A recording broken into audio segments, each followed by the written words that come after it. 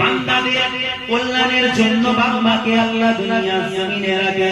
বাবা যখন সন্তানের জন্য দোয়া করে দেয়, আল্লাহ পাক রব্বুল আলামিন সন্তানের খাতিরে বাবার দোয়াটাকে আমার আল্লাহ পাক কবুল করে নেন। হে আমার সাহাবারা, আমি রাসূলুল্লাহ জানিয়ে দিলাম, মায়ের খিদমত, বাপের খিদমত তোমরা বেশি বেশি করে করো। তোমরা যখন বাপের খিদমত করবে, বাবাকে তোমরা যখন ভালোবাসবে, হে আমার সাহাবারা, আমি রাসূলুল্লাহ জানিয়ে দিলাম, বাবা একবার হাত তুলে দোয়া চেয়ে দেয়, আল্লাহ পাক রব্বুল আলামিন ওই বান্দাটার জন্য জান্নাতের দরওয়াজাগুলো খুলে দেয়। মা বাবার দোয়াতে আল্লাহ জান্নাতের দরওয়াজা খুলে দেয়। মা বাবাকে ভালোবাসো। আল্লাহ নবী গেছেন মেরাজে।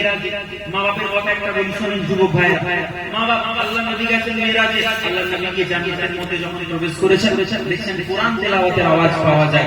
আল্লাহ নবী বলছেন, আমার সাহাবার বলা, আমার সাহাবী বলা, জিবরিল ইয়া রাসূলুল্লাহ, ইয়া হাবিবাল্লাহ, হুজুর আপনার সাহাবী বলা। জিবরিল কিভাবে জান্নাতের মধ্যে এলো? এর কোরআন তেলাওয়াতটা কিভাবে জান্নাতে শোনা যায়?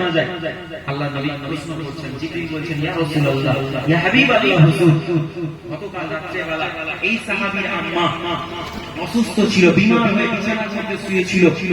প্রতিদিন এই সন্তান, এই আপনার সাহাবী তার আম্মাকে আগে দুধ পান করায়, তারপরে তার সন্তানদেরকে দুধ পান করায়।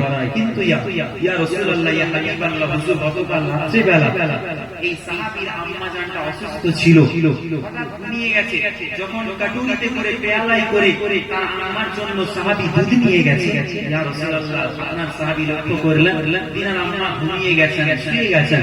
সাহাবী মনে মনে করছেন, আমার সন্তানগুলো ভুল অবস্থায় দাঁড়িয়ে আছে, আগে আম্মাকে দুধ পান করা